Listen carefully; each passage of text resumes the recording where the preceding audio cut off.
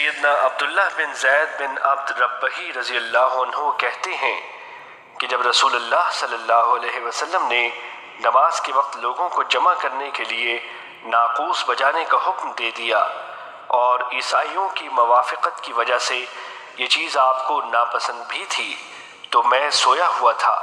ایک آدمی اپنے ہاتھ میں ناقوس اٹھائے ہوئے میرے پاس سے گزرا۔ میں نے اسے کہا، اللہ کے بندے، کیا تو ناقوس فروخت کرنا چاہتا ہے؟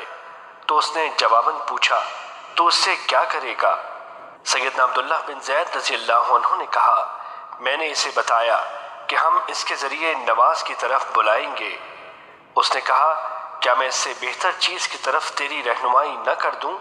عبداللہ بن زید نے کہا، میں نے اسے کہا کہ کیوں نہیں؟ تو وہ کہنے لگا کہ تم یہ الفاظ کہا کرو، اللہ اکبر اللہ اکبر، اللہ اکبر اللہ اکبر، اشہد ان لا الہ الا اللہ، اشہد ان لا الہ الا اللہ، اشہد ان محمد الرسول اللہ، اشہد ان محمد الرسول اللہ، حی علی الصلاۃ، حی علی الصلاۃ، حی علی الفلاح، حی علی الفلاح، اللہ اکبر اللہ اکبر، لا الہ الا اللہ۔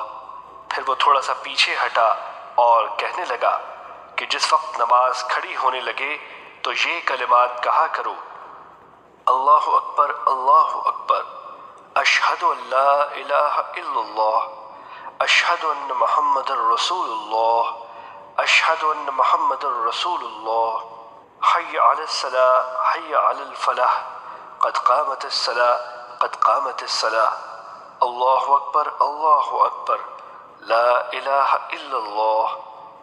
سیدنا عبداللہ بن زید رضی اللہ عنہ کہتے ہیں، جب صبح ہوئی تو میں رسول اللہ صلی اللہ علیہ وسلم کے پاس آیا اور اپنا خواب بیان کیا۔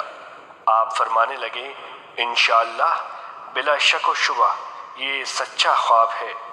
عبداللہ، بلال کے ساتھ کھڑا ہو جا اور خواب والے کلمات اس کو کہلوا تاکہ وہ ان کے ساتھ اذان کہتا جائے، کیونکہ وہ تجھ سے اچھی اور بلند آواز والا ہے۔